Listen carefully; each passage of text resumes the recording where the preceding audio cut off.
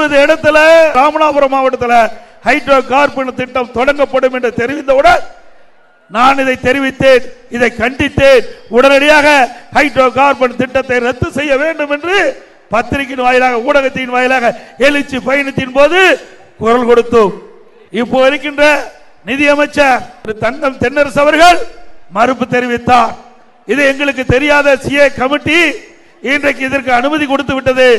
உடனடியாக அரசாங்கம் தலையிட்டு இது ரத்து செய்யப்படும் என்று தெரிவித்தார். ஆனால் இன்றைக்கு பத்திரிகையில் வந்திருக்கின்ற செய்தி இது ரத்து செய்யவில்லை. ராமநாதபுரம் மாவட்டத்தில் ஹைட்ரோ கார்பன் திட்டம் தொடங்குவதற்கு அங்கே ராஜத எந்திரங்கள் கொண்டு போய் நிறுத்தப்பட்டு அந்த பணி துவங்கின்ற பொழுது அங்கு இருக்கின்ற விவசாய பிரிவு மக்கள் தடுத்து நிறுத்தி இன்றைக்கு அந்த பணி நிறுத்தப்பட்டுகின்றது.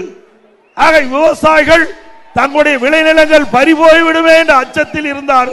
இன்றைக்கு திராவிட முன்னேற்ற கழக அமைச்சர் வைக்கின்ற திரு தங்கம் தென்னரசு அவர்கள் ஒருபோதும் ஹைட்ரோ கார்பன் திட்டம் தமிழகத்திலே வருவதற்கு அனுமதிக்க மாட்டோம் என்று பத்திரிகையின் வாயிலாக செய்தி வெளியிட்டு விட்டு நேற்றைய தினம் அந்த பணி அங்கே துவங்கின்றது ராமநாதபுரம் மாவட்டத்திலே.